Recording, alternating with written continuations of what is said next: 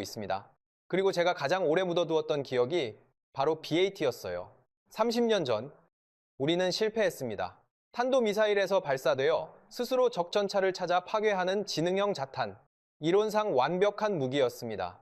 미사일이 적진 상공에서 여러 개의 자탄을 방출하면 각각이 독립적으로 표적을 식별하고 타격하는 개념이었어요. 수십억 달러를 쏟아부었습니다. 하지만 당시 기술로는 탄도미사일의 극심한 진동과 충격 속에서 살아남을 만큼 견고하면서도 복잡한 컴퓨터 시스템을 자탄 크기에 구현하는 것이 불가능했어요. 1995년 프로젝트는 완전히 중단됐습니다. 그런데 지금 한국이 그것을 해냈다고 합니다. 처음 소문을 들었을 때 솔직히 믿지 않았어요. 2025년 3월 스위스 제네바에서 세계 방산기술 심포지엄이 열렸습니다.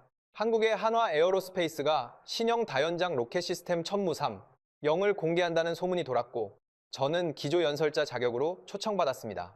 직접 확인하겠다는 생각이었어요. 그리고 솔직히 말하면 허점을 찾겠다는 생각이기도 했습니다. 행사장 VIP 라운지에서 커피를 마시고 있을 때 글로벌 다이내믹스 수석 부사장 조나단 프라이스가 들어오는 것이 보였습니다. 키 190cm에 가까운 거구, 맞춤 정장, 사람들 사이를 누비며 자신감 넘치는 미소로 각국 대표들과 악수를 나누는 모습이었어요. 프라이스와 저는 사이가 좋지 않았습니다. 제가 그의 회사 무기 시스템에 대해 비판적인 평가를 내린 적이 있었거든요. 그는 저를 발견하고 걸음을 멈추더니 비웃듯 다가왔습니다. 데이비드 밀러, 여전히 군사평론가 노릇하고 있나 보네요. 저는 반응을 살피기 위해 물었습니다. 조나단, 이번 한국의 발표가 기대되나요? 프라이스는 눈을 가늘게 뜨며 웃었어요. 한국의 장난감 말이죠. 걱정 마세요. 미국이 30년 전에 실패한 기술을 그들이 해냈을 리 없어요. 그저 홍보용 과장일 뿐입니다. 확신하시나요? 한국의 기술력은 만만치 않다고 들었습니다만 그는 고개를 저었습니다. 밀러, 그들은 따라쟁이에 불과합니다. 혁신은 언제나 미국에서 시작되죠. 그들이 무슨 기술을 가지고 있든 글로벌 다이내믹스가 이미 그보다 더 발전된 무언가를 개발 중이라고 확신하시면 됩니다. 저는 그의 오만함에 익숙했습니다. 하지만 그날은 그 오만함이 유난히 공허하게 들렸어요. 오후 세션에서 드디어 한국 측의 발표가 시작됐습니다. 한화 에어로스페이스의 수석 엔지니어 박지훈이 연단에 올랐어요. 40대 초반으로 보이는 그는 영어로 유창하게 입을 열었습니다. 신사숙녀 여러분, 오늘 우리는 미래 전장의 판도를 바꿀 혁신적인 무기 체계를 소개하게 되어 영광입니다. 천무3, 0은 단순한 다연장 로켓 시스템이 아닙니다. 탄도미사일에서 분리되어 독립적으로 표적을 추적하고 공격할 수 있는 인공지능 자탄 기술을 세계 최초로 실용화한 시스템입니다. 회의장이 순간 웅성거렸습니다. 우리는 지난 5년간 이 기술을 개발하기 위해 한국의 최첨단 반도체, 소재 기술을 총동원했습니다. 미세진동 억제 기술과 초경량 고강도 복합 소재 개발이 핵심 성공 요인이었어요. 그리고 그는 스크린에 테스트 영상을 띄웠습니다. 천무 미사일이 발사되어 상승하다가 일정 고도에서 여러 개의 작은 객체를 방출했습니다. 객체들은 각각 날개를 펼치고 독립적으로 움직이기 시작했어요. 그리고 각각의 자탄이 서로 다른 표적을 정확히 식별하고 타격하는 장면이 이어졌습니다. 우리의 자탄은 광학 센서와 AI 처리 기술을 활용해 표적을 식별합니다. 과거 미국의 BAT 프로젝트가 사용했던 음향 센서의 한계를 완전히 극복했습니다. 그 말을 듣는 순간 숨이 텄는 것 같았습니다. 그들이 정말로 해냈다는 것을 깨달았기 때문이에요. 제가 젊은 시절 꿈꿨던 그 불가능한 기술이 화면 위에서 실물로 움직이고 있었습니다. 하지만 감탄이 회의장을 채우기도 전에 객석에서 큰 웃음소리가 들렸습니다. 조나단 프라이스였어요. 그는 자리에서 일어나 마이크를 요청했습니다. 재미있는 발표였습니다. 박씨, 하지만 우리 모두 여기 있는 사람들은 전문가입니다. 그런 장난감 같은 시뮬레이션으로 우리를 감동시킬 수는 없죠. 박지훈은 침착하게 대답했습니다. 프라이스 부사장님, 이것은 시뮬레이션이 아닙니다. 실제 테스트 영상입니다.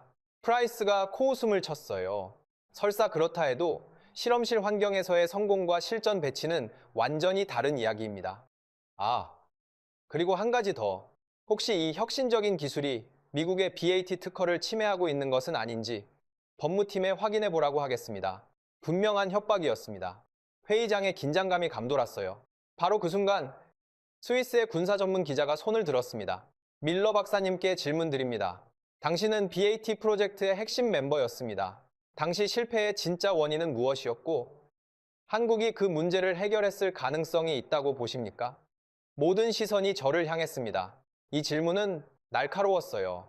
제가 한국의 성공 가능성을 인정한다면 그것은 곧 미국의 기술적 한계를 그리고 제 자신의 과거 실패를 인정하는 것과 다름없었기 때문입니다. 저는 잠시 침묵했습니다. 그리고 마이크 앞으로 다가갔어요. BAT 프로젝트의 실패 원인은 복합적이었습니다. 가장 큰 문제는 세 가지였죠. 첫째, 탄도미사일 발사 시에 극심한 충격과 진동을 견딜 수 있는 전자장비를 만들 수 없었습니다. 둘째, 당시 음향 센서 기술로는 정확한 표적 식별이 불가능했어요. 셋째, 자탄의 크기와 무게, 제약 내에서 충분한 컴퓨팅 파워를 구현할 수 없었습니다. 저는 숨을 고르고 계속했습니다. 하지만 그로부터 30년이 지났습니다. 그동안 기술은 혁명적으로 발전했어요. 특히 한국이 세계를 선도하는 반도체, 신소재 기술은 BAT 시절에는 상상도 할 수 없었습니다. 저는 한국이 이 문제를 해결했을 가능성이 충분히 있다고 봅니다. 회의장이 웅성거렸어요. 프라이스의 얼굴이 붉어졌고 한국 대표단은 기쁨을 감추지 못했습니다. 제 말은 한국의 주장에 무게를 더해준 셈이었어요. 저는 계속했습니다. 사실 우리가 BAT 프로젝트를 진행할 때 이미 이론적으로는 가능성을 확인했습니다. 문제는 기술적 구현이었죠. 오늘 한화의 발표와 데이터를 보면 그들이 정말로 그 불가능을 가능으로 만들었다고 생각합니다. 이것은 전장의 패러다임을 바꿀 수 있는 혁명적 발전입니다. 발언 이후 회의장의 분위기가 완전히 바뀌었습니다. 각국 대표들이 한국 대표단을 향해 몰려갔고 프라이스는 얼굴이 일그러진 채 자리를 떠났어요. 세션이 끝난 후 저는 하나팀에게 다가갔습니다.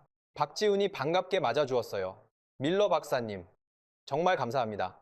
사실 저희는 BAT 프로젝트의 보고서를 철저히 연구했습니다. 당신의 분석이 저희에게 큰 도움이 되었어요. 저는 놀랐습니다. 제 보고서를요? 네. 물론 공개된 자료만이지만요. 밀러 박사님께서 지적하신 세 가지 핵심 문제를 해결하는 데 집중했습니다. 그는 태블릿을 꺼내 보여줬어요. 저희는 삼성전자와 협력하여 극한 환경에서도 생존 가능한 특수 반도체를 개발했습니다. 카이스트에서 개발한 나노 복합 소재를 활용해 충격 흡수 기능을 대폭 강화했고요. 가장 중요한 것은 LG가 개발한 초소형 AI 프로세서입니다. 광학 센서 데이터를 실시간으로 처리하여 표적을 식별하죠. 저는 자료를 살펴보면서 그들이 단순히 BAT의 연장선을 개발한 것이 아니라는 사실을 깨달았습니다. 완전히 다른 접근 방식이었어요. BAT가 음향 센서에 의존했다면 천무3, 0은 다중 스펙트럼 광학 센서와 딥러닝 기반 이미지 인식 기술을 활용하고 있었습니다. 이건 단순한 기술 개발이 아니라 완전한 패러다임의 전환이었어요. 그날 밤 저는 호텔로 돌아와 천장을 바라보며 오랫동안 누워 있었습니다. 30년 전 제가 실패하고 묻어두었던 꿈이 지구 반대편에서 다시 살아나 있었습니다. 다음 날 아침, 조나단 프라이스가 호텔 레스토랑에 나타났습니다. 밀러, 우리 좀 이야기해야겠군요. 그의 표정은 전날보다 훨씬 심각했습니다. 당신이 한국인들을 도와주고 있다고 들었습니다. 생각해보세요. 당신은 미국인입니다. 우리의 기술적 우위를 지켜야 할 의무가 있지 않나요? 저는 커피를 한 모금 마시며 대답했습니다. 저는 미국인이지만 동시에 전문가입니다. 뛰어난 기술을 인정하는 것은 제 직업적 의무죠. 한국의 천무3, 0은 정말로 혁신적입니다. 그는 불편한 표정을 지었어요. 이건 국가 안보의 문제입니다. 한국 같은 나라가 이런 첨단 기술을 가지게 되면 그것은 언젠가 우리의 적들에게 넘어갈 수 있어요. 조나단, 그런 논리라면 미국도 마찬가지 아닌가요? 실제로 미국의 무기 기술이 다른 나라로 유출된 사례는 수없이 많습니다. 프라이스는 책상을 손으로 내리쳤습니다. 들어보세요. 밀러, 이 일에 더 깊이 관여하지 않는 게 좋을 겁니다. 한국의 천무 시스템은 결코 국제시장에서 성공하지 못할 겁니다. 우리가 그렇게 만들 테니까요. 그는 자리에서 일어나 떠났어요. 저는 그의 말을 곱씹었습니다. 글로벌 다이내믹스는 한국의 기술에 위협을 느끼고 있었고 이를 저지하기 위해 모든 수단을 동원할 태세였습니다. 그날 오후 심포지엄에서는 폴란드 국방부 차관 마레크 코발스키와의 비공식 미팅이 있었습니다. 폴란드는 이미 K9 자주포와 FA-50 경공격기를 도입한 바 있었고 이번에는 천무 시스템에 큰 관심을 보이고 있었어요. 우리는 러시아의 위협에 직면해 있습니다. 고정밀 장거리 타격 능력은 우리에게 매우 중요합니다. 박지훈이 차분하게 설명을 이어갔어요. 천무삼, 영은 단일 발사로 최대 36개의 지능형 자탄을 운용할 수 있습니다.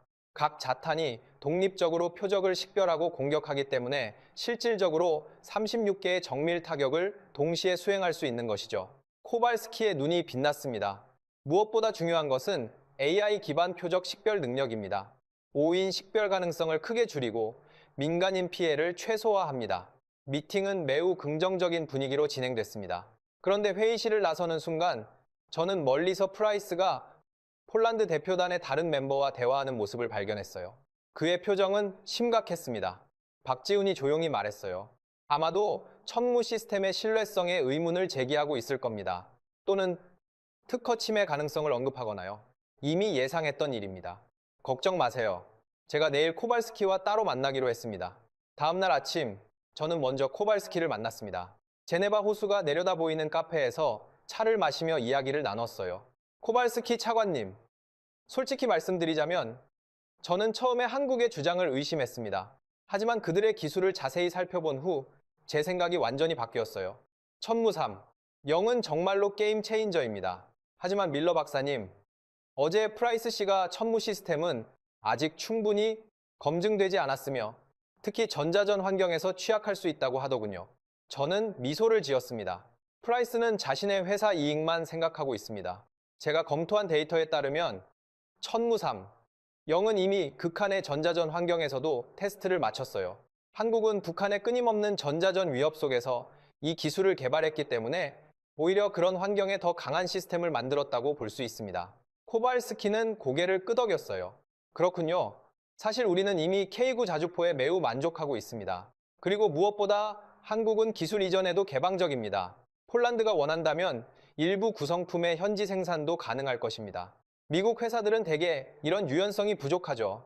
그날 심포지엄 마지막 세션이 진행되는 동안 회의장 대형 스크린에 긴급 뉴스가 떴습니다.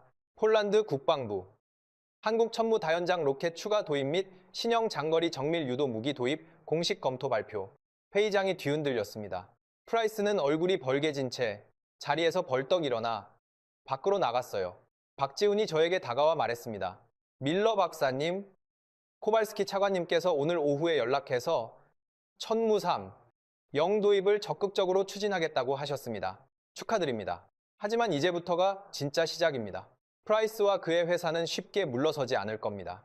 그날 밤 한화팀이 열어준 조촐한 식사 자리에서 저는 젊은 엔지니어들과 이야기를 나눌 기회가 있었습니다. 특히 천무삼, 영의 AI 알고리즘을 개발한 30대 초반의 이수진 연구원과의 대화가 기억에 남아요.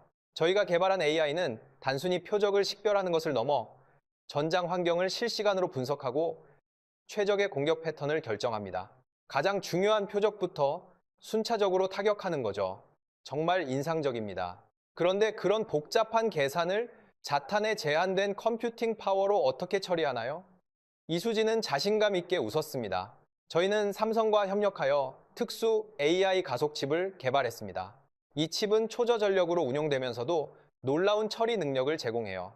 사실 이 기술은 천무 시스템을 넘어 한국의 다른 산업 분야에도 혁신을 가져올 것으로 기대됩니다.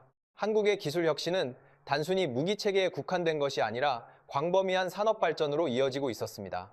이것은 한국이 기술 강국으로 부상하는 더 큰 그림의 일부였어요. 파티가 끝나갈 무렵 박지훈이 조용히 물었습니다. 밀러 박사님, 내일 아침 저희와 함께 서울로 가실 생각 없으신가요? 천무삼, 영의 실제 테스트 현장을 보여드리고 싶습니다. 저는 거의 즉시 수락했습니다. 역사적인 기술 혁신의 현장을 직접 목격할 수 있는 기회였으니까요. 인천국제공항에 착륙하던 순간 저는 솔직히 말해 아직 반쯤은 회의적이었습니다. 제네바에서 본 것들이 머릿속에서 지워지지 않았지만 어딘가에서 허점이 반드시 드러날 것이라는 기대가 남아 있었어요. 공항을 나와 서울로 향하는 차 안에서 박지훈이 말했습니다. 저는 이 도시가 수십 년 전에 전쟁의 잿더미 위에서 일어선 나라라는 사실을 다시 떠올렸습니다. 미국의 지원을 받아 겨우 버텨온 나라라고 제가 오랫동안 정리해뒀던 나라였어요. 그 정리가 이번에도 맞는지 직접 확인할 생각이었습니다. 첫날 일정은 LIG 넥스원 생산시설 방문이었어요. 공장 정문을 통과하는 순간 무언가 예상과 달랐습니다. 주말이었어요. 그런데 공장 안에 불이 꺼진 곳이 단 하나도 없었습니다. 생산 라인 전체가 움직이고 있었어요. 천무 미사일 조립 라인이 한쪽에서 멈추지 않고 흐르고 있었어요. 그 옆으로는 발사대 생산 구역이 이어졌고 레이더 장비 테스트 구역에서는 점검음이 규칙적으로 울리고 있었습니다. 세 구역이 동시에 쉬지 않고 돌아가는 모습이었어요. 현장 책임자가 설명했습니다. 중동 긴급 요청이 들어온 이후로 생산 인력을 24시간 교대 체제로 전환했습니다. 낮조와 밤조가 교차하면서 라인이 멈추는 일이 없도록 운용하고 있어요. 저는 걸으면서 주변을 살폈어요. 직원들의 표정이 지치긴 했지만 흔들리지 않았습니다. 무언가를 해야 한다는 압박이 아니라 해야 한다는 걸 스스로 아는 사람들의 표정이었어요. 그 분위기가 저를 눌렀습니다. 미국의 대형 방산업체에서 본 현장과 비교가 됐어요. 미국의 생산 시설들은 완벽했습니다. 정교하고 체계적이었죠. 하지만 이 공장은 달랐습니다. 완벽함을 추구하기보다 멈추지 않으려는 의지로 돌아가고 있었어요. 조립 라인을 따라 이동하다가 저는 천무삼 영 생산팀 소속의 젊은 엔지니어와 대화를 나눌 기회가 생겼습니다. 30이 갓 넘어 보이는 청년이었어요. 안경 위로 잔뜩 집중된 눈빛을 하고 있었습니다. 이렇게까지 무리해서 일하는 이유가 뭔가요? 그는 잠깐 조립 공구를 내려놓았습니다. 망설이는 것 같았어요. 그러다가 조용히 입을 열었습니다. 우리가 하루 늦으면 누군가는 죽을 수도 있으니까요. 저는 그 말 앞에서 잠시 말이 막혔습니다. 우리는 그냥 물건을 만드는 게 아닙니다. 누군가의 밤을 지켜주는 일을 하고 있어요. 그 문장이 제 안으로 깊이 들어왔습니다. 미국에서 방사는 언제나 계약으로 이야기됩니다. 수익률로, 주가로, 예산 규모로요. 하지만 이 청년은 완전히 다른 언어를 쓰고 있었어요. 죽을 수도 있으니까. 누군가의 밤을 지켜주는 일. 저는 그 언어가 낯설었습니다. 하지만 부정하기가 어려웠어요. 오후에는 대전의 한화연구시설로 이동해 실제 테스트 발사를 볼 기회가 있었습니다. 천무 미사일이 발사대를 떠나 하늘로 솟아오르는 모습은 정말 장관이었어요. 일정 고도에서 미사일이 여러 개의 자탄을 방출하자 각 자탄은 날개를 펼치고 독립적으로 목표물을 향해 비행했습니다. 테스트장의 목표물은 다양한 군사 차량과 장비였어요. 모든 자탄이 정확히 목표물을 타격했습니다. 그것도 실시간으로 우선순위를 판단해 가장 위협적인 목표물부터 차례로 공격하는 것이었어요. 데이터 분석실에서 이수진 연구원이 자탄의 AI가 내린 결정 과정을 시각화한 화면을 보여줬습니다. 이것은 AI의 사고 과정을 보여줍니다. 보시다시피 자탄은 지형, 목표물의 특성, 주변 상황 등을 종합적으로 분석하여 최적의 접근 경로와 공격 시점을 결정합니다. 그 시각화된 데이터를 보면서 저는 문득 30년 전 BAT 프로젝트에서 우리가 꿈꿨던 것을 떠올렸습니다. 그때는 단지 꿈이었던 것이 이제 제 눈앞에서 현실이 되어 있었어요. 그날 저녁 식사 중에 박지훈의 전화가 울렸습니다. 그는 전화를 받고 잠시 대화를 나눈 후 표정이 밝아졌어요. 좋은 소식입니다. 폴란드 국방부가 천무삼 영 도입을 위한 양해각서에 서명했습니다. 초기 계약 규모는 15억 달러입니다. 모두가 기쁨의 환호성을 질렀고 저도 진심으로 축하했습니다. 이것은 한국 방산 역사에서 중요한 순간이었어요. 미국의 무기 시스템과 직접 경쟁해서 의미 있는 결과를 낸 것이니까요. 하지만 기쁨도 잠시였습니다. 박지훈의 두 번째 전화가 왔어요. 이번에는 표정이 심각해졌습니다. 방금 보안팀으로부터 연락이 왔습니다. 연구소 네트워크에 대한 대규모 해킹 시도가 감지되었다고 합니다. 우리는 즉시 연구소로 돌아갔어요. 상황실에 들어서자 보안 책임자가 설명했습니다. 현재까지의 분석에 따르면 중국 해커 그룹의 소행으로 추정됩니다. 천무삼, 영의 AI 알고리즘을 노리고 있는 것 같습니다. 피해 상황은요, 현재까지는 모든 중요 데이터가 안전합니다. 방어 시스템이 공격을 탐지하고 차단했습니다. 저는 상황의 심각성을 깨달았습니다. 이것은 단순한 해킹이 아니라 국가 간 기술 경쟁의 일부였어요. 중국은 천무삼, 영의 기술을 손에 넣기 위해 모든 수단을 동원하고 있었습니다. 제가 박지훈에게 제안했어요. 제가 미국의 사이버 보안 전문가들과 연락할 수 있습니다. 저는 즉시 워싱턴의 옛 동료들에게 연락을 취했습니다. 그들은 빠르게 대응해 주었고 몇 시간 내에 미국의 사이버 보안 전문가들이 한국 팀과 협력하기 시작했어요. 이것은 한미 간의 새로운 형태의 기술 협력이었습니다. 서울로 돌아와 한화 본사에서 최종 브리핑을 가졌습니다. 그 자리에서 한화 회장과 개인적으로 만날 기회가 있었어요. 70대 중반으로 보이는 노신사였습니다. 그의 눈빛은 여전히 예리했고 카리스마가 느껴졌어요. 밀러 박사님, 이번 일에 도움을 주셔서 정말 감사합니다. 사실 천무삼, 영 프로젝트는 10년 전 제가 직접 시작한 것입니다. 많은 사람들이 불가능하다고 했지만 저는 우리 기술자들을 믿었습니다. 정말 놀라운 성취입니다. 30년 전 우리가 실패한 것을 이루셨으니까요. 회장은 미소를 지었습니다. 밀러 박사님, 실패란 없습니다. 단지 성공으로 가는 과정이 있을 뿐이죠. 당신의 BAT 프로젝트가 없었다면 우리의 천무삼, 영도 없었을 겁니다. 우리는 당신의 연구를 기반으로 더 발전시킨 것뿐이에요. 그의 말은 제게 깊은 위안을 주었습니다. 제 인생의 가장 큰 실패라고 생각했던 프로젝트가 결국 다른 형태로 성공을 이룬 것이었으니까요. 서울에서의 마지막 날 박지우는 저를 남산타워로 초대했습니다. 그곳에서 서울의 전경을 내려다보며 대화를 나눴어요. 밀러 박사님, 사실 저희가 천무삼, 영을 개발하기 시작했을 때 많은 사람들이 불가능하다고 했습니다. 미국도 실패한 기술을 우리가 어떻게 개발할 수 있냐고요. 하지만 우리는 포기하지 않았습니다. 저는 서울의 야경을 바라보며 대답했습니다. 그게 바로 한국의 힘인 것 같습니다. 불가능을 가능으로 만드는 끈기와 혁신 정신이요. 맞습니다. 우리는 항상 역경 속에서 성장해 왔어요. 리오. 25 전쟁 이후 폐허에서 일어나 경제 강국이 되었고 이제는 첨단 기술 분야에서 세계를 선도하고 있습니다. 저는 그의 말을 들으며 아까 공장에서 만났던 젊은 엔지니어의 목소리가 다시 떠올랐어요. 우리가 하루 늦으면 누군가는 죽을 수도 있으니까요. 그것이 가장 단순하고 가장 무거운 진심이었습니다.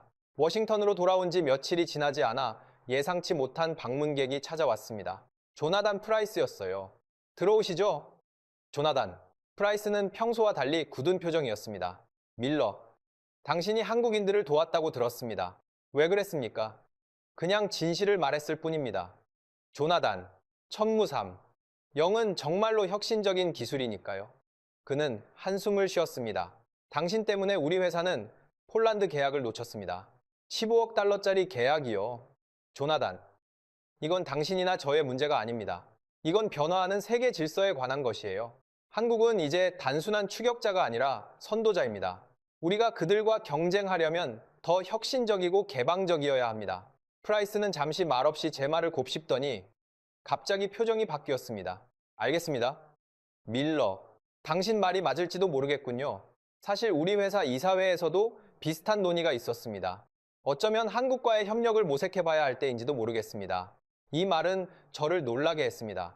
프라이스가 자신의 입장을 바꾸는 것은 매우 드문 일이었거든요. 그렇다면 좋은 결정입니다. 저도 하나와 미국 기업들 간의 협력을 돕고 있어요. 함께하면 더 큰 성과를 이룰 수 있을 것입니다. 한 가지 물어봐도 될까요? 한국 사람들의 비결이 무엇인가요? 저는 잠시 생각에 잠겼다가 대답했습니다. 제가 본 바로는 세 가지입니다. 첫째, 불가능을 인정하지 않는 도전 정신. 둘째, 실패를 두려워하지 않는 혁신 문화. 셋째, 끊임없이 학습하고 발전하려는 열정. 이것이 한국을 기술 강국으로 만든 힘이라고 생각합니다. 프라이스는 깊이 고개를 끄덕였습니다. 그날 거실을 떠나는 그의 뒷모습에는 예전의 오만함이 없었어요. 그로부터 얼마 뒤 박지훈에게 연락이 왔습니다.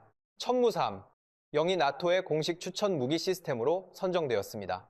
그리고 더 큰 소식이 있어요. 글로벌 다이내믹스와 기술 협력 양해각서를 체결했습니다. 저는 놀라움을 감추지 못했습니다. 프라이스의 회사와요. 네, 프라이스 부사장이 직접 서울을 방문했습니다. 경쟁보다 협력이 더 큰 가치를 창출할 수 있다고 말했습니다. 우리의 AI 기술과 그들의 네트워크 시스템을 결합하면 더 강력한 통합방어 체계를 만들 수 있다는 것이죠. 제가 꿈꿨던 한미 협력이 현실이 되고 있었습니다. 저는 이후 천무삼, 영의 이야기를 담은 책을 집필하기 시작했습니다. 제목은 불가능을 가능으로 한국의 기술 혁신이 세계를 바꾸는 방법이었어요. 책을 쓰면서 저는 계속 그 젊은 엔지니어의 말로 돌아왔습니다. 우리가 하루 늦으면 누군가는 죽을 수도 있으니까요. 저는 수십 년 동안 무기를 계약 규모로, 성능 비교표로, 주가와 수출 물량으로 봐왔어요. 하지만 그 청년은 무기를 누군가의 밤이라는 언어로 봤습니다. 그 차이가 저는 오랫동안 이해하지 못했어요. 한국의 기술 혁신은 단순한 경제적 성취가 아니었습니다. 생존과 자주국방을 위한 절실한 노력이었어요. 스스로를 지킬 수 없는 나라는 결국 다른 나라의 희생양이 된다는 것을 역사로 배운 사람들의 다짐이었습니다. 그것이 30년 전 미국이 포기한 기술을 끝내 완성하게 만든 근본이었어요. 이렇게 돌아보면 저의 BAT 프로젝트는 실패가 아니었습니다. 그저 시간이 더 필요했던 것이죠. 그리고 한국이 그 시간을 채워주었습니다. 워싱턴에서 책을 쓰는 어느 저녁, 저는 창밖을 바라봤습니다. 건물 지붕 위로 성조기가 바람에 느리게 흔들리고 있었어요. 저는 지구 반대편 어딘가에서 지금 이 순간에도 멈추지 않고 돌아가고 있을 공장의 불빛을 떠올렸습니다. 그리고 그 공장에서 밤새 작업하며 이렇게 말하는 청년들을 떠올렸어요. 우리가 하루 늦으면 누군가는 죽을 수도 있으니까요. 한국은 더 이상 미국의 뒤를 따라오는 나라가 아니었습니다. 그들은 미국이 가장 먼저 손을 잡아야 하는 나라였어요. 그것을 깨닫는데 저는 너무 오랜 시간이 걸렸습니다. 팔란티어가 한국 방산과 손을 잡는다고. 이건 농담이지. 절대로 있을 수 없는 일이야. 아니, 그 말보다 더 먼저입니다. 처음 충격은 제네바 팔레엑스포 컨벤션 센터 사관 발표장에서 왔습니다. 화면에 단 하나의 숫자가 떠 있었어요. 링 3나노미터. 그 숫자를 읽는 순간 저는 손에 들고 있던 펜을 내려놓았습니다. 저는 데이비드 밀러입니다. 1990년대 미국 국방부의 전술탄도 미사일 탑재형 지능 자탄, 일명 BAT 프로젝트에 참여했던 전직 국방정보국 최고 분석관이죠. 지금은 세계적인 군사기술 컨설턴트로 30년 넘게 활동하고 있습니다. 그리고 제가 가장 오래 묻어두었던 기억이 바로 BAT였어요. 30년 전 우리는 실패했습니다. 탄도미사일에서 발사되어 스스로 적전차를 찾아 파괴하는 지능형 자탄, 이론상 완벽한 무기였습니다. 미사일이 적진 상공에서 여러 개의 자탄을 방출하면 각각이 독립적으로 표적을 식별하고 타격하는 개념이었어요. 수십억 달러를 쏟아부었습니다. 하지만 당시 기술로는 탄도미사일의 극심한 진동과 충격 속에서 살아남을 만큼 견고하면서도 복잡한 컴퓨터 시스템을 자탄 크기에 구현하는 것이 불가능했어요. 1995년 프로젝트는 완전히 중단됐습니다. 그런데 지금 한국이 그것을 해냈다고 합니다. 처음 소문을 들었을 때 솔직히 믿지 않았어요. 2025년 3월 스위스 제네바에서 세계 방산기술 심포지엄이 열렸습니다. 한국의 한화 에어로스페이스가 신형 다연장 로켓 시스템 천무3, 0을 공개한다는 소문이 돌았고 저는 기조연설자 자격으로 초청받았습니다. 직접 확인하겠다는 생각이었어요. 그리고 솔직히 말하면 허점을 찾겠다는 생각이기도 했습니다. 행사장 VIP 라운지에서 커피를 마시고 있을 때 글로벌 다이내믹스 수석 부사장 조나단 프라이스가 들어오는 것이 보였습니다. 키 190cm에 가까운 거구, 맞춤 정장, 사람들 사이를 누비며 자신감 넘치는 미소로 각국 대표들과 악수를 나누는 모습이었어요. 프라이스와 저는 사이가 좋지 않았습니다. 제가 그의 회사 무기 시스템에 대해 비판적인 평가를 내린 적이 있었거든요. 그는 저를 발견하고 걸음을 멈추더니 비웃듯 다가왔습니다. 데이비드 밀러, 여전히 군사평론가 노릇하고 있나 보네요. 저는 반응을 살피기 위해 물었습니다. 조나단, 이번 한국의 발표가 기대되나요? 프라이스는 눈을 가늘게 뜨며 웃었어요. 한국의 장난감 말이죠. 걱정 마세요. 미국이 30년 전에 실패한 기술을 그들이 해냈을 리 없어요. 그저 홍보용 과장일 뿐입니다. 확신하시나요? 한국의 기술력은 만만치 않다고 들었습니다만 그는 고개를 저었습니다. 밀러, 그들은 따라쟁이에 불과합니다. 혁신은 언제나 미국에서 시작되죠. 그들이 무슨 기술을 가지고 있든 글로벌 다이내믹스가 이미 그보다 더 발전된 무언가를 개발 중이라고 확신하시면 됩니다. 저는 그의 오만함에 익숙했습니다. 하지만 그날은 그 오만함이 유난히 공허하게 들렸어요. 오후 세션에서 드디어 한국 측의 발표가 시작됐습니다. 한화 에어로스페이스의 수석 엔지니어 박지훈이 연단에 올랐어요. 40대 초반으로 보이는 그는 영어로 유창하게 입을 열었습니다. 신사숙녀 여러분, 오늘 우리는 미래 전장의 판도를 바꿀 혁신적인 무기 체계를 소개하게 되어 영광입니다. 천무3, 0은 단순한 다연장 로켓 시스템이 아닙니다. 탄도미사일에서 분리되어 독립적으로 표적을 추적하고 공격할 수 있는 인공지능 자탄 기술을 세계 최초로 실용화한 시스템입니다. 회의장이 순간 웅성거렸습니다. 우리는 지난 5년간 이 기술을 개발하기 위해 한국의 최첨단 반도체, 소재 기술을 총동원했습니다. 미세진동 억제 기술과 초경량 고강도 복합 소재 개발이 핵심 성공 요인이었어요. 그리고 그는 스크린에 테스트 영상을 띄웠습니다. 천무 미사일이 발사되어 상승하다가 일정 고도에서 여러 개의 작은 객체를 방출했습니다. 객체들은 각각 날개를 펼치고 독립적으로 움직이기 시작했어요. 그리고 각각의 자탄이 서로 다른 표적을 정확히 식별하고 타격하는 장면이 이어졌습니다. 우리의 자탄은 광학 센서와 AI 처리 기술을 활용해 표적을 식별합니다. 과거 미국의 BAT 프로젝트가 사용했던 음향 센서의 한계를 완전히 극복했습니다. 그 말을 듣는 순간 숨이 텄는 것 같았습니다. 그들이 정말로 해냈다는 것을 깨달았기 때문이에요. 제가 젊은 시절 꿈꿨던 그 불가능한 기술이 화면 위에서 실물로 움직이고 있었습니다. 하지만 감탄이 회의장을 채우기도 전에 객석에서 큰 웃음소리가 들렸습니다. 조나단 프라이스였어요. 그는 자리에서 일어나 마이크를 요청했습니다. 재미있는 발표였습니다. 박씨, 하지만 우리 모두 여기 있는 사람들은 전문가입니다. 그런 장난감 같은 시뮬레이션으로 우리를 감동시킬 수는 없죠. 박지훈은 침착하게 대답했습니다. 프라이스 부사장님, 이것은 시뮬레이션이 아닙니다. 실제 테스트 영상입니다. 프라이스가 코웃음을 쳤어요. 설사 그렇다 해도 실험실 환경에서의 성공과 실전 배치는 완전히 다른 이야기입니다. 아, 그리고 한 가지 더. 혹시 이 혁신적인 기술이 미국의 BAT 특허를 침해하고 있는 것은 아닌지 법무팀에 확인해 보라고 하겠습니다. 분명한 협박이었습니다. 회의장에 긴장감이 감돌았어요. 바로 그 순간 스위스의 군사 전문 기자가 손을 들었습니다. 밀러 박사님께 질문 드립니다. 당신은 BAT 프로젝트의 핵심 멤버였습니다. 당시 실패의 진짜 원인은 무엇이었고 한국이 그 문제를 해결했을 가능성이 있다고 보십니까? 모든 시선이 저를 향했습니다. 이 질문은 날카로웠어요. 제가 한국의 성공 가능성을 인정한다면 그것은 곧 미국의 기술적 한계를 그리고 제 자신의 과거 실패를 인정하는 것과 다름없었기 때문입니다. 저는 잠시 침묵했습니다. 그리고 마이크 앞으로 다가갔어요. BAT 프로젝트의 실패 원인은 복합적이었습니다. 가장 큰 문제는 세 가지였죠. 첫째, 탄도미사일 발사 시에 극심한 충격과 진동을 견딜 수 있는 전자장비를 만들 수 없었습니다. 둘째, 당시 음향 센서 기술로는 정확한 표적 식별이 불가능했어요. 셋째, 자탄의 크기와 무게, 제약 내에서 충분한 컴퓨팅 파워를 구현할 수 없었습니다. 저는 숨을 고르고 계속했습니다. 하지만 그로부터 30년이 지났습니다. 그동안 기술은 혁명적으로 발전했어요. 특히 한국이 세계를 선도하는 반도체, 신소재 기술은 BAT 시절에는 상상도 할 수 없었습니다. 저는 한국이 이 문제를 해결했을 가능성이 충분히 있다고 봅니다. 회의장이 웅성거렸어요. 프라이스의 얼굴이 붉어졌고 한국 대표단은 기쁨을 감추지 못했습니다. 제 말은 한국의 주장에 무게를 더해준 셈이었어요. 저는 계속했습니다. 사실 우리가 BAT 프로젝트를 진행할 때 이미 이론적으로는 가능성을 확인했습니다. 문제는 기술적 구현이었죠. 오늘 한화의 발표와 데이터를 보면 그들이 정말로 그 불가능을 가능으로 만들었다고 생각합니다. 이것은 전장의 패러다임을 바꿀 수 있는 혁명적 발전입니다.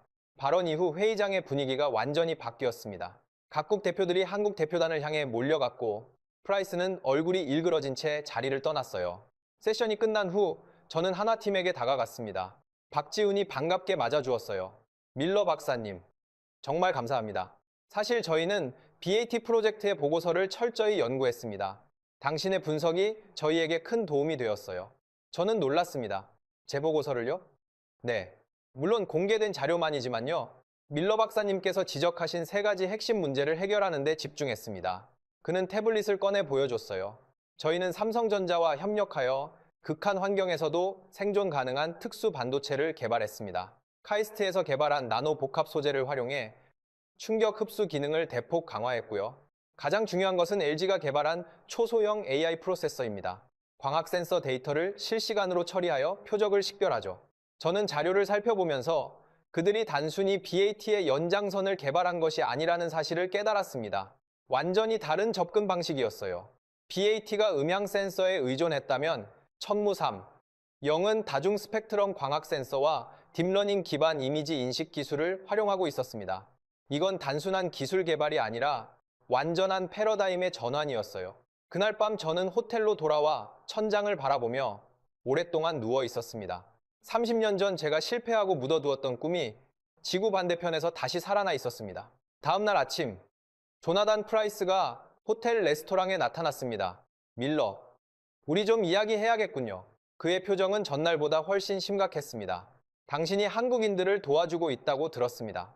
생각해보세요. 당신은 미국인입니다. 우리의 기술적 우위를 지켜야 할 의무가 있지 않나요? 저는 커피를 한 모금 마시며 대답했습니다. 저는 미국인이지만 동시에 전문가입니다. 뛰어난 기술을 인정하는 것은 제 직업적 의무죠. 한국의 천무삼. 영은 정말로 혁신적입니다. 그는 불편한 표정을 지었어요. 이건 국가 안보의 문제입니다. 한국 같은 나라가 이런 첨단 기술을 가지게 되면 그것은 언젠가 우리의 적들에게 넘어갈 수 있어요.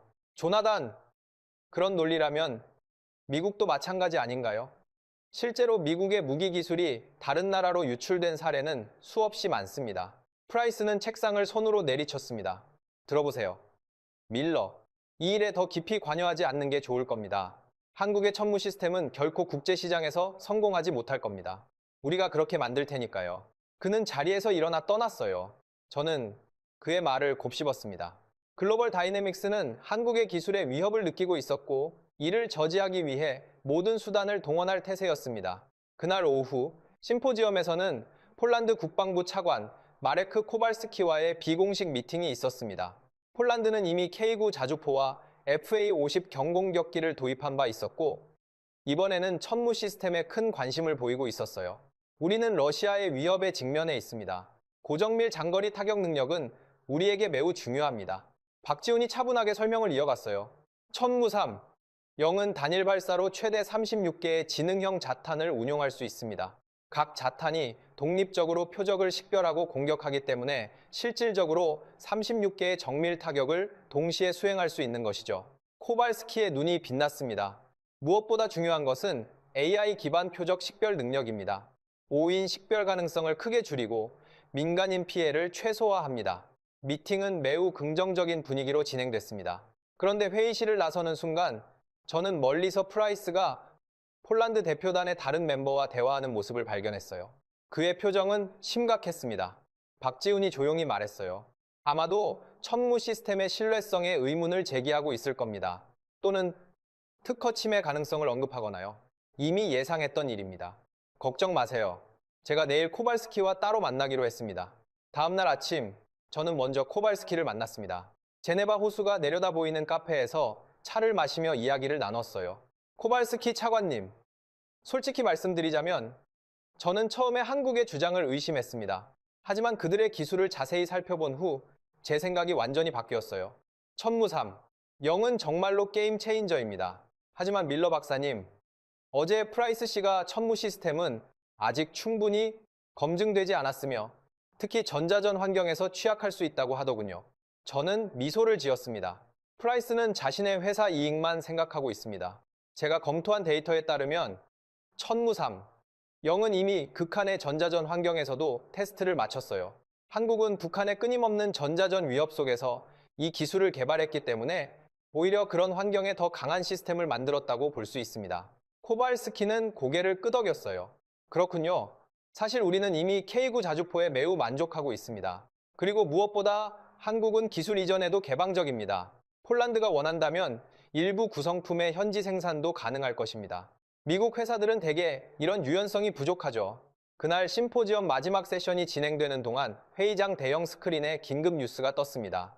폴란드 국방부, 한국 천무 다연장 로켓 추가 도입 및 신형 장거리 정밀 유도 무기 도입 공식 검토 발표. 회의장이 뒤흔들렸습니다. 프라이스는 얼굴이 벌개진 채 자리에서 벌떡 일어나 밖으로 나갔어요. 박지훈이 저에게 다가와 말했습니다.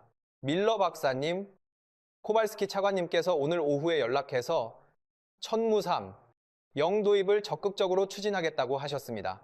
축하드립니다. 하지만 이제부터가 진짜 시작입니다. 프라이스와 그의 회사는 쉽게 물러서지 않을 겁니다. 그날 밤 한화팀이 열어준 조촐한 식사 자리에서 저는 젊은 엔지니어들과 이야기를 나눌 기회가 있었습니다. 특히 천무삼, 영의 AI 알고리즘을 개발한 30대 초반의 이수진 연구원과의 대화가 기억에 남아요. 저희가 개발한 AI는 단순히 표적을 식별하는 것을 넘어 전장 환경을 실시간으로 분석하고 최적의 공격 패턴을 결정합니다. 가장 중요한 표적부터 순차적으로 타격하는 거죠. 정말 인상적입니다. 그런데 그런 복잡한 계산을 자탄의 제한된 컴퓨팅 파워로 어떻게 처리하나요? 이수진은 자신감 있게 웃었습니다. 저희는 삼성과 협력하여 특수 AI 가속칩을 개발했습니다. 이 칩은 초저전력으로 운용되면서도 놀라운 처리 능력을 제공해요. 사실 이 기술은 천무 시스템을 넘어 한국의 다른 산업 분야에도 혁신을 가져올 것으로 기대됩니다. 한국의 기술 혁신은 단순히 무기 체계에 국한된 것이 아니라 광범위한 산업 발전으로 이어지고 있었습니다. 이것은 한국이 기술 강국으로 부상하는 더 큰 그림의 일부였어요. 파티가 끝나갈 무렵 박지훈이 조용히 물었습니다. 밀러 박사님, 내일 아침 저희와 함께 서울로 가실 생각 없으신가요? 천무삼, 영의 실제 테스트 현장을 보여드리고 싶습니다. 저는 거의 즉시 수락했습니다. 역사적인 기술 혁신의 현장을 직접 목격할 수 있는 기회였으니까요. 인천국제공항에 착륙하던 순간, 저는 솔직히 말해 아직 반쯤은 회의적이었습니다. 제네바에서 본 것들이 머릿속에서 지워지지 않았지만 어딘가에서 허점이 반드시 드러날 것이라는 기대가 남아 있었어요. 공항을 나와 서울로 향하는 차 안에서 박지훈이 말했습니다. 저는 이 도시가 수십 년 전에 전쟁의 잿더미 위에서 일어선 나라라는 사실을 다시 떠올렸습니다. 미국의 지원을 받아 겨우 버텨온 나라라고 제가 오랫동안 정리해뒀던 나라였어요. 그 정리가 이번에도 맞는지 직접 확인할 생각이었습니다. 첫날 일정은 LIG 넥스원 생산시설 방문이었어요. 공장 정문을 통과하는 순간 무언가 예상과 달랐습니다. 주말이었어요. 그런데 공장 안에 불이 꺼진 곳이 단 하나도 없었습니다. 생산 라인 전체가 움직이고 있었어요. 천무 미사일 조립 라인이 한쪽에서 멈추지 않고 흐르고 있었어요. 그 옆으로는 발사대 생산 구역이 이어졌고 레이더 장비 테스트 구역에서는 점검음이 규칙적으로 울리고 있었습니다. 세 구역이 동시에 쉬지 않고 돌아가는 모습이었어요. 현장 책임자가 설명했습니다. 중동 긴급 요청이 들어온 이후로 생산 인력을 24시간 교대 체제로 전환했습니다. 낮조와 밤조가 교차하면서 라인이 멈추는 일이 없도록 운용하고 있어요. 저는 걸으면서 주변을 살폈어요. 직원들의 표정이 지치긴 했지만 흔들리지 않았습니다. 무언가를 해야 한다는 압박이 아니라 해야 한다는 걸 스스로 아는 사람들의 표정이었어요. 그 분위기가 저를 눌렀습니다. 미국의 대형 방산업체에서 본 현장과 비교가 됐어요. 미국의 생산 시설들은 완벽했습니다. 정교하고 체계적이었죠. 하지만 이 공장은 달랐습니다. 완벽함을 추구하기보다 멈추지 않으려는 의지로 돌아가고 있었어요. 조립 라인을 따라 이동하다가 저는 천무삼, 영 생산팀 소속의 젊은 엔지니어와 대화를 나눌 기회가 생겼습니다. 30이 갓 넘어 보이는 청년이었어요. 안경 위로 잔뜩 집중된 눈빛을 하고 있었습니다. 이렇게까지 무리해서 일하는 이유가 뭔가요? 그는 잠깐 조립 공구를 내려놓았습니다. 망설이는 것 같았어요. 그러다가 조용히 입을 열었습니다. 우리가 하루 늦으면 누군가는 죽을 수도 있으니까요. 저는 그 말 앞에서 잠시 말이 막혔습니다. 우리는 그냥 물건을 만드는 게 아닙니다. 누군가의 밤을 지켜주는 일을 하고 있어요. 그 문장이 제 안으로 깊이 들어왔습니다. 미국에서 방사는 언제나 계약으로 이야기됩니다. 수익률로, 주가로, 예산 규모로요. 하지만 이 청년은 완전히 다른 언어를 쓰고 있었어요. 죽을 수도 있으니까. 누군가의 밤을 지켜주는 일. 저는 그 언어가 낯설었습니다. 하지만 부정하기가 어려웠어요. 오후에는 대전의 한화연구시설로 이동해 실제 테스트 발사를 볼 기회가 있었습니다. 천무 미사일이 발사대를 떠나 하늘로 솟아오르는 모습은 정말 장관이었어요. 일정 고도에서 미사일이 여러 개의 자탄을 방출하자 각 자탄은 날개를 펼치고 독립적으로 목표물을 향해 비행했습니다. 테스트장의 목표물은 다양한 군사 차량과 장비였어요. 모든 자탄이 정확히 목표물을 타격했습니다. 그것도 실시간으로 우선순위를 판단해 가장 위협적인 목표물부터 차례로 공격하는 것이었어요. 데이터 분석실에서 이수진 연구원이 자탄의 AI가 내린 결정 과정을 시각화한 화면을 보여줬습니다. 이것은 AI의 사고 과정을 보여줍니다. 보시다시피 자탄은 지형, 목표물의 특성, 주변 상황 등을 종합적으로 분석하여 최적의 접근 경로와 공격 시점을 결정합니다. 그 시각화된 데이터를 보면서 저는 문득 30년 전 BAT 프로젝트에서 우리가 꿈꿨던 것을 떠올렸습니다. 그때는 단지 꿈이었던 것이 이제 제 눈앞에서 현실이 되어 있었어요. 그날 저녁 식사 중에 박지훈의 전화가 울렸습니다. 그는 전화를 받고 잠시 대화를 나눈 후 표정이 밝아졌어요. 좋은 소식입니다. 폴란드 국방부가 천무삼, 영 도입을 위한 양해각서에 서명했습니다. 초기 계약 규모는 15억 달러입니다. 모두가 기쁨의 환호성을 질렀고 저도 진심으로 축하했습니다. 이것은 한국 방산 역사에서 중요한 순간이었어요. 미국의 무기 시스템과 직접 경쟁해서 의미 있는 결과를 낸 것이니까요. 하지만 기쁨도 잠시였습니다. 박지훈의 두 번째 전화가 왔어요. 이번에는 표정이 심각해졌습니다. 방금 보안팀으로부터 연락이 왔습니다. 연구소 네트워크에 대한 대규모 해킹 시도가 감지되었다고 합니다. 우리는 즉시 연구소로 돌아갔어요. 상황실에 들어서자 보안 책임자가 설명했습니다. 현재까지의 분석에 따르면 중국 해커 그룹의 소행으로 추정됩니다. 천무삼, 영의 AI 알고리즘을 노리고 있는 것 같습니다. 피해 상황은요, 현재까지는 모든 중요 데이터가 안전합니다. 방어 시스템이 공격을 탐지하고 차단했습니다. 저는 상황의 심각성을 깨달았습니다. 이것은 단순한 해킹이 아니라 국가 간 기술 경쟁의 일부였어요. 중국은 천무삼, 영의 기술을 손에 넣기 위해 모든 수단을 동원하고 있었습니다. 제가 박지훈에게 제안했어요. 제가 미국의 사이버 보안 전문가들과 연락할 수 있습니다. 저는 즉시 워싱턴의 옛 동료들에게 연락을 취했습니다. 그들은 빠르게 대응해 주었고 몇 시간 내에 미국의 사이버 보안 전문가들이 한국 팀과 협력하기 시작했어요. 이것은 한미 간의 새로운 형태의 기술 협력이었습니다. 서울로 돌아와 한화 본사에서 최종 브리핑을 가졌습니다. 그 자리에서 한화 회장과 개인적으로 만날 기회가 있었어요. 70대 중반으로 보이는 노신사였습니다. 그의 눈빛은 여전히 예리했고 카리스마가 느껴졌어요. 밀러 박사님, 이번 일에 도움을 주셔서 정말 감사합니다. 사실 천무삼, 영 프로젝트는 10년 전 제가 직접 시작한 것입니다. 많은 사람들이 불가능하다고 했지만 저는 우리 기술자들을 믿었습니다. 정말 놀라운 성취입니다. 30년 전 우리가 실패한 것을 이루셨으니까요. 회장은 미소를 지었습니다. 밀러 박사님, 실패란 없습니다. 단지 성공으로 가는 과정이 있을 뿐이죠. 당신의 BAT 프로젝트가 없었다면 우리의 천무삼, 영도 없었을 겁니다. 우리는 당신의 연구를 기반으로 더 발전시킨 것뿐이에요. 그의 말은 제게 깊은 위안을 주었습니다. 제 인생의 가장 큰 실패라고 생각했던 프로젝트가 결국 다른 형태로 성공을 이룬 것이었으니까요. 서울에서의 마지막 날 박지훈은 저를 남산타워로 초대했습니다. 그곳에서 서울의 전경을 내려다보며 대화를 나눴어요. 밀러 박사님, 사실 저희가 천무삼, 영을 개발하기 시작했을 때 많은 사람들이 불가능하다고 했습니다. 미국도 실패한 기술을 우리가 어떻게 개발할 수 있냐고요. 하지만 우리는 포기하지 않았습니다.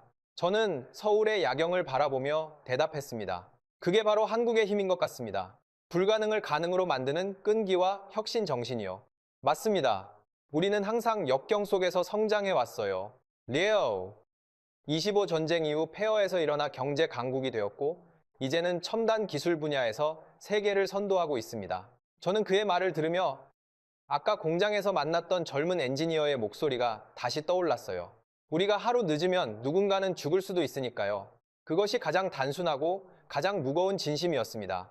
워싱턴으로 돌아온 지 며칠이 지나지 않아 예상치 못한 방문객이 찾아왔습니다. 조나단 프라이스였어요. 들어오시죠? 조나단. 프라이스는 평소와 달리 굳은 표정이었습니다. 밀러. 당신이 한국인들을 도왔다고 들었습니다. 왜 그랬습니까? 그냥 진실을 말했을 뿐입니다. 조나단. 천무삼. 영은 정말로 혁신적인 기술이니까요. 그는 한숨을 쉬었습니다. 당신 때문에 우리 회사는 폴란드 계약을 놓쳤습니다. 15억 달러짜리 계약이요. 조나단. 이건 당신이나 저의 문제가 아닙니다. 이건 변화하는 세계 질서에 관한 것이에요. 한국은 이제 단순한 추격자가 아니라 선도자입니다. 우리가 그들과 경쟁하려면 더 혁신적이고 개방적이어야 합니다. 프라이스는 잠시 말없이 제 말을 곱씹더니 갑자기 표정이 바뀌었습니다. 알겠습니다. 밀러, 당신 말이 맞을지도 모르겠군요. 사실 우리 회사 이사회에서도 비슷한 논의가 있었습니다. 어쩌면 한국과의 협력을 모색해봐야 할 때인지도 모르겠습니다. 이 말은 저를 놀라게 했습니다. 프라이스가 자신의 입장을 바꾸는 것은 매우 드문 일이었거든요. 그렇다면 좋은 결정입니다. 저도 하나와 미국 기업들 간의 협력을 돕고 있어요. 함께하면 더 큰 성과를 이룰 수 있을 것입니다. 한 가지 물어봐도 될까요? 한국 사람들의 비결이 무엇인가요? 저는 잠시 생각에 잠겼다가 대답했습니다. 제가 본 바로는 세 가지입니다. 첫째, 불가능을 인정하지 않는 도전 정신. 둘째, 실패를 두려워하지 않는 혁신 문화. 셋째, 끊임없이 학습하고 발전하려는 열정. 이것이 한국을 기술 강국으로 만든 힘이라고 생각합니다. 프라이스는 깊이 고개를 끄덕였습니다. 그날 거실을 떠나는 그의 뒷모습에는 예전의 오만함이 없었어요. 그로부터 얼마 뒤 박지훈에게 연락이 왔습니다. 천무삼, 영이 나토의 공식 추천 무기 시스템으로 선정되었습니다. 그리고 더 큰 소식이 있어요. 글로벌 다이내믹스와 기술 협력 양해각서를 체결했습니다. 저는 놀라움을 감추지 못했습니다. 프라이스의 회사와요. 네, 프라이스 부사장이 직접 서울을 방문했습니다. 경쟁보다 협력이 더 큰 가치를 창출할 수 있다고 말했습니다. 우리의 AI 기술과 그들의 네트워크 시스템을 결합하면 더 강력한 통합방어 체계를 만들 수 있다는 것이죠. 제가 꿈꿨던 한미 협력이 현실이 되고 있었습니다. 저는 이후 천무삼, 영의 이야기를 담은 책을 집필하기 시작했습니다. 제목은 불가능을 가능으로 한국의 기술 혁신이 세계를 바꾸는 방법이었어요. 책을 쓰면서 저는 계속 그 젊은 엔지니어의 말로 돌아왔습니다. 우리가 하루 늦으면 누군가는 죽을 수도 있으니까요. 저는 수십 년 동안 무기를 계약 규모로, 성능 비교표로, 주가와 수출 물량으로 봐왔어요. 하지만 그 청년은 무기를 누군가의 밤이라는 언어로 봤습니다. 그 차이가 저는 오랫동안 이해하지 못했어요. 한국의 기술 혁신은 단순한 경제적 성취가 아니었습니다. 생존과 자주국방을 위한 절실한 노력이었어요. 스스로를 지킬 수 없는 나라는 결국 다른 나라의 희생양이 된다는 것을 역사로 배운 사람들의 다짐이었습니다. 그것이 30년 전 미국이 포기한 기술을 끝내 완성하게 만든 근본이었어요. 이렇게 돌아보면 저의 BAT 프로젝트는 실패가 아니었습니다. 그저 시간이 더 필요했던 것이죠. 그리고 한국이 그 시간을 채워주었습니다. 워싱턴에서 책을 쓰는 어느 저녁, 저는 창밖을 바라봤습니다. 건물 지붕 위로 성조기가 바람에 느리게 흔들리고 있었어요. 저는 지구 반대편 어딘가에서 지금 이 순간에도 멈추지 않고 돌아가고 있을 공장의 불빛을 떠올렸습니다. 그리고 그 공장에서 밤새 작업하며 이렇게 말하는 청년들을 떠올렸어요. 우리가 하루 늦으면 누군가는 죽을 수도 있으니까요. 한국은 더 이상 미국의 뒤를 따라오는 나라가 아니었습니다. 그들은 미국이 가장 먼저 손을 잡아야 하는 팔란티어가 한국 방산과 손을 잡는다고. 이건 농담이지. 절대로 있을 수 없는 일이야. 아니, 그 말보다 더 먼저입니다. 처음 충격은 제네바 팔레엑스포 컨벤션 센터 사관 발표장에서 왔습니다. 화면에 단 하나의 숫자가 떠 있었어요. 링 3나노미터. 그 숫자를 읽는 순간 저는 손에 들고 있던 펜을 내려놓았습니다. 저는 데이비드 밀러입니다. 1990년대 미국 국방부의 전술탄도 미사일 탑재형 지능 자탄, 일명 BAT 프로젝트에 참여했던 전직 국방정보국 최고 분석관이죠. 지금은 세계적인 군사기술 컨설턴트로 30년 넘게 활동하고 있습니다. 그리고 제가 가장 오래 묻어두었던 기억이 바로 BAT였어요. 30년 전 우리는 실패했습니다. 탄도미사일에서 발사되어 스스로 적전차를 찾아 파괴하는 지능형 자탄, 이론상 완벽한 무기였습니다. 미사일이 적진 상공에서 여러 개의 자탄을 방출하면 각각이 독립적으로 표적을 식별하고 타격하는 개념이었어요. 수십억 달러를 쏟아부었습니다.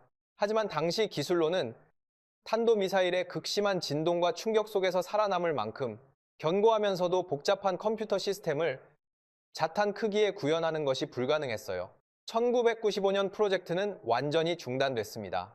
그런데 지금 한국이 그것을 해냈다고 합니다. 처음 소문을 들었을 때 솔직히 믿지 않았어요. 2025년 3월 스위스 제네바에서 세계 방산기술 심포지엄이 열렸습니다. 한국의 한화 에어로스페이스가 신형 다연장 로켓 시스템 천무삼, 영을 공개한다는 소문이 돌았고 저는 기조연설자 자격으로 초청받았습니다. 직접 확인하겠다는 생각이었어요. 그리고 솔직히 말하면 허점을 찾겠다는 생각이기도 했습니다. 행사장 VIP 라운지에서 커피를 마시고 있을 때 글로벌 다이내믹스 수석 부사장 조나단 프라이스가 들어오는 것이 보였습니다. 키 190cm에 가까운 거구, 맞춤 정장, 사람들 사이를 누비며 자신감 넘치는 미소로 각국 대표들과 악수를 나누는 모습이었어요. 프라이스와 저는 사이가 좋지 않았습니다. 제가 그의 회사 무기 시스템에 대해 비판적인 평가를 내린 적이 있었거든요. 그는 저를 발견하고 걸음을 멈추더니 비웃듯 다가왔습니다. 데이비드 밀러, 여전히 군사평론가 노릇하고 있나 보네요. 저는 반응을 살피기 위해 물었습니다. 조나단, 이번 한국의 발표가 기대되나요? 프라이스는 눈을 가늘게 뜨며 웃었어요. 한국의 장난감 말이죠. 걱정 마세요. 미국이 30년 전에 실패한 기술을 그들이 해냈을 리 없어요. 그저 홍보용 과장일 뿐입니다. 확신하시나요? 한국의 기술력은 만만치 않다고 들었습니다만 그는 고개를 저었습니다. 밀러. 그들은 따라쟁이에 불과합니다. 혁신은 언제나 미국에서 시작되죠. 그들이 무슨 기술을 가지고 있든 글로벌 다이내믹스가 이미 그보다 더 발전된 무언가를 개발 중이라고 확신하시면 됩니다. 저는 그의 오만함에 익숙했습니다. 하지만 그날은 그 오만함이 유난히 공허하게 들렸어요. 오후 세션에서 드디어 한국 측의 발표가 시작됐습니다. 한화 에어로스페이스의 수석 엔지니어 박지훈이 연단에 올랐어요. 40대 초반으로 보이는 그는 영어로 유창하게 입을 열었습니다. 신사숙녀 여러분, 오늘 우리는 미래 전장의 판도를 바꿀 혁신적인 무기 체계를 소개하게 되어 영광입니다. 천무삼, 영은 단순한 다연장 로켓 시스템이 아닙니다.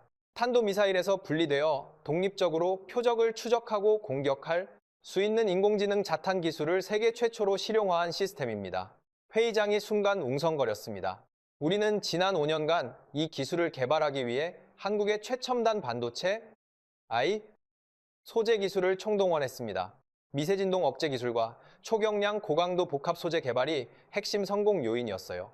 그리고 그는 스크린에 테스트 영상을 띄웠습니다. 천무 미사일이 발사되어 상승하다가 일정 고도에서 여러 개의 작은 객체를 방출했습니다. 객체들은 각각 날개를 펼치고 독립적으로 움직이기 시작했어요. 그리고 각각의 자탄이 서로 다른 표적을 정확히 식별하고 타격하는 장면이 이어졌습니다. 우리의 자탄은 광학 센서와 AI 처리 기술을 활용해 표적을 식별합니다. 과거 미국의 BAT 프로젝트가 사용했던 음향 센서의 한계를 완전히 극복했습니다. 그 말을 듣는 순간 숨이 텄는 것 같았습니다. 그들이 정말로 해냈다는 것을 깨달았기 때문이에요. 제가 젊은 시절 꿈꿨던 그 불가능한 기술이 화면 위에서 실물로 움직이고 있었습니다. 하지만 감탄이 회의장을 채우기도 전에 객석에서 큰 웃음소리가 들렸습니다. 조나단 프라이스였어요. 그는 자리에서 일어나 마이크를 요청했습니다. 재미있는 발표였습니다. 박씨, 하지만 우리 모두 여기 있는 사람들은 전문가입니다. 그런 장난감 같은 시뮬레이션으로 우리를 감동시킬 수는 없죠. 박지훈은 침착하게 대답했습니다. 프라이스 부사장님, 이것은 시뮬레이션이 아닙니다. 실제 테스트 영상입니다. 프라이스가 코웃음을 쳤어요. 설사 그렇다 해도 실험실 환경에서의 성공과 실전 배치는 완전히 다른 이야기입니다. 그리고 한 가지 더. 혹시 이 혁신적인 기술이 미국의 BAT 특허를 침해하고 있는 것은 아닌지 법무팀에 확인해 보라고 하겠습니다. 분명한 협박이었습니다. 회의장에 긴장감이 감돌았어요. 바로 그 순간 스위스의 군사 전문 기자가 손을 들었습니다. 밀러 박사님께 질문 드립니다. 당신은 BAT 프로젝트의 핵심 멤버였습니다. 당시 실패의 진짜 원인은 무엇이었고 한국이 그 문제를 해결했을 가능성이 있다고 보십니까? 모든 시선이 저를 향했습니다. 이 질문은 날카로웠어요. 제가 한국의 성공 가능성을 인정한다면 그것은 곧 미국의 기술적 한계를 그리고 제 자신의 과거 실패를 인정하는 것과 다름없었기 때문입니다. 저는 잠시 침묵했습니다. 그리고 마이크 앞으로 다가갔어요. BAT 프로젝트의 실패 원인은 복합적이었습니다. 가장 큰 문제는 세 가지였죠. 첫째, 탄도미사일 발사 시에 극심한 충격과 진동을 견딜 수 있는 전자장비를 만들 수 없었습니다. 둘째, 당시 음향 센서 기술로는 정확한 표적 식별이 불가능했어요. 셋째, 자탄의 크기와 무게, 제약 내에서 충분한 컴퓨팅 파워를 구현할 수 없었습니다. 저는 숨을 고르고 계속했습니다. 하지만 그로부터 30년이 지났습니다. 그동안 기술은 혁명적으로 발전했어요. 특히 한국이 세계를 선도하는 반도체,